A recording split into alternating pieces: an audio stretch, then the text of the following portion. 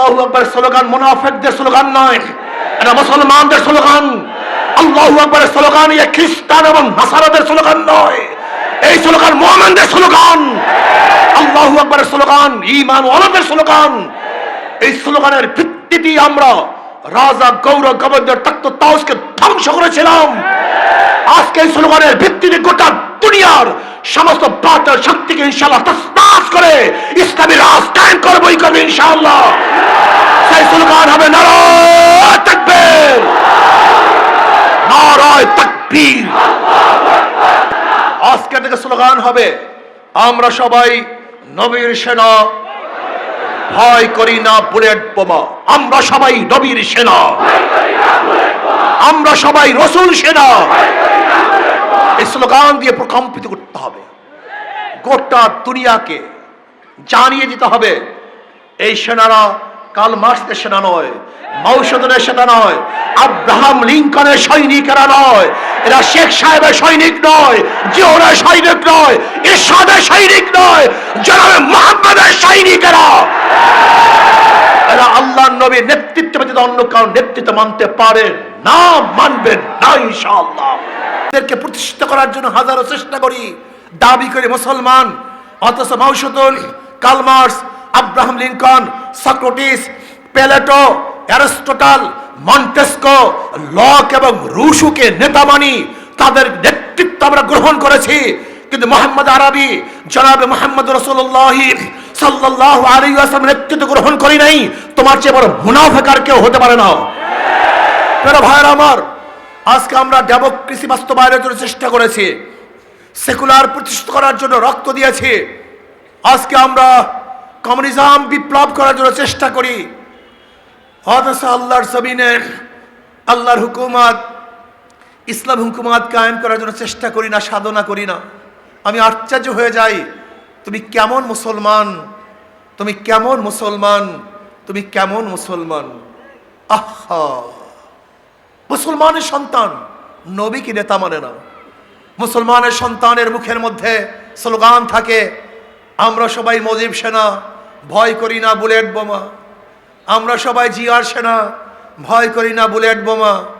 আমরা সবাই এরশাদ সেনা, ভয় করি না বুলেট বোমা। কপাল পোড়া, তোমার জবানের মধ্যে স্লোগান হওয়া উচিত ছিল আমরা সবাই নবীর সেনা, ভয় করি না বুলেট বোমা। আমরা সবাই রাসূল সেনা, ভয় করি না বুলেট বোমা। আমার নেতা তোমার নেতা বিশ্ব নবী মুস্তাফা। এই স্লোগান হওয়া উচিত ছিল, কিন্তু স্লোগান আমাদের মধ্যে নাই। আজকে স্লোগান দেই জয় বাংলা, অমুক বাংলা, তমুক বাংলা। কপাল পোড়ার জবানের মধ্যে আল্লাহু আকবারের ধ্বনি আসে না, আল্লাহু আকবারের নামের ধ্বনি দেয় না, স্লোগান দেয় না। এমনকি অনেক দলের স্লোগানের মধ্যে আমি দেখেছি, যখন অনেক দলের সম্মেলনের মধ্যে কেউ আল্লাহু আকবারের স্লোগান দিয়েছে, ওই দলের লিডাররা বলেছে এই স্লোগান আমাদের দলের স্লোগান না, এই স্লোগান আমাদের স্লোগান না। হ্যাঁ, আল্লাহু আকবারের স্লোগান তোমার দলের স্লোগান না, এই স্লোগান মুসলমানদের স্লোগান। আল্লাহু আকবারের স্লোগান মুনাফিকদের স্লোগান নয়, এটা মুসলমানদের স্লোগান। আল্লাহু আকবারের স্লোগান এই খ্রিস্টান এবং নাসারাদের স্লোগান নয়, এই স্লোগান মুমিনদের স্লোগান। আল্লাহু আকবারের স্লোগান ঈমান ওয়ালাদের স্লোগান। এই স্লোগানের ভিত্তিতে আমরা রাজা গৌর গবর্ধর তখ্ত তাউসকে ধ্বংস করেছিলাম। আজকে এই স্লোগানের ভিত্তিতে গোটা দুনিয়ার সমস্ত বাতিল শক্তিকে ইনশাআল্লাহ তসনাস করে ইসলামী রাজ কায়েম করবই করবে ইনশাআল্লাহ।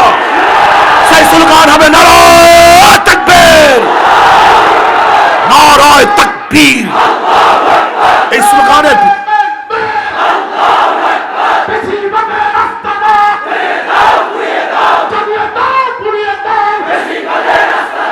আজকে থেকে স্লোগান হবে আমরা সবাই নবীর সেনা, ভয় করি না বুলেট বোমা।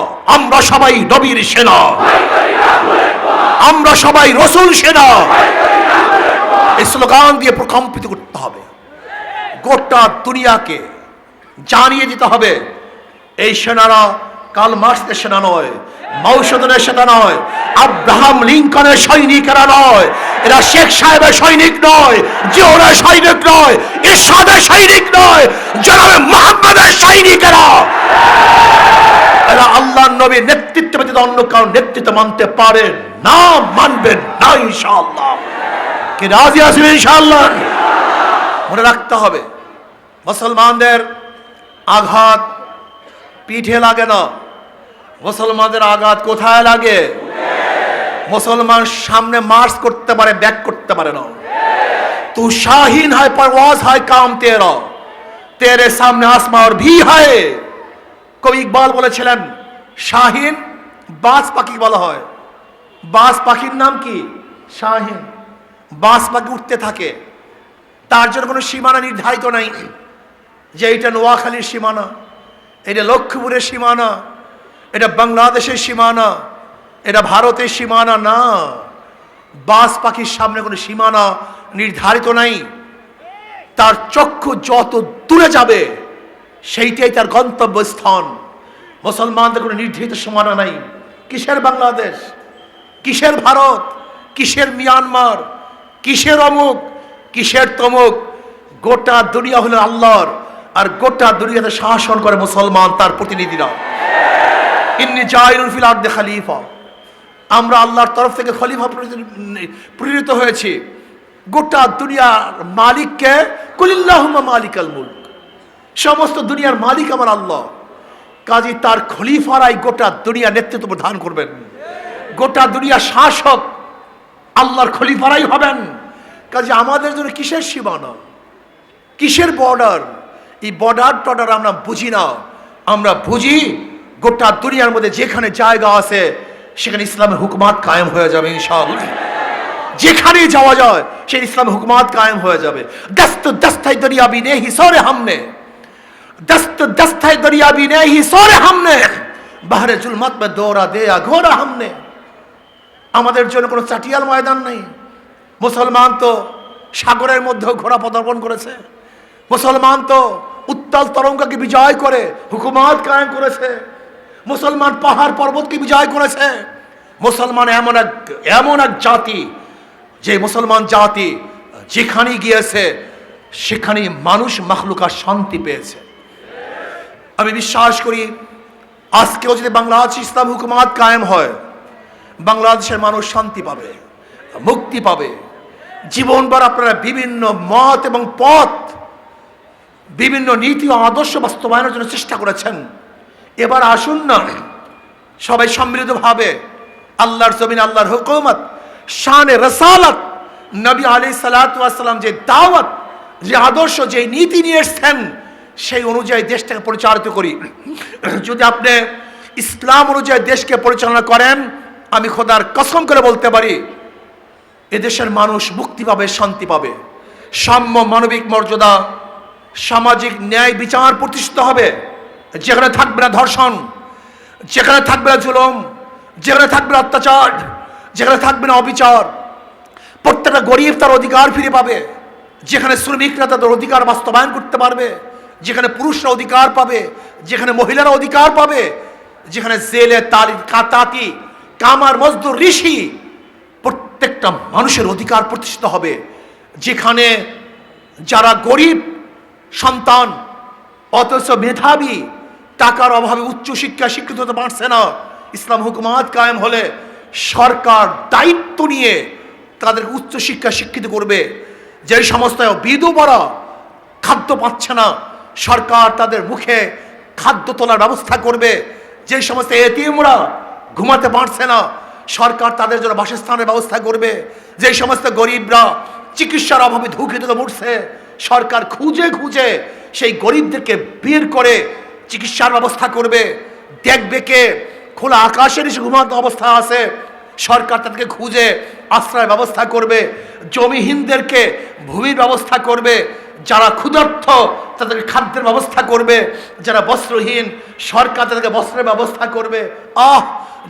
যারা শিক্ষিত হতে পারছে না, সরকার তাদেরকে উচ্চশিক্ষায় শিক্ষিত করার ব্যবস্থা করবে। কত সুন্দর এক রাজ, যেখানে ইনসাফ কায়েম হবে, যেখানে ইনসাফ কায়েম হবে।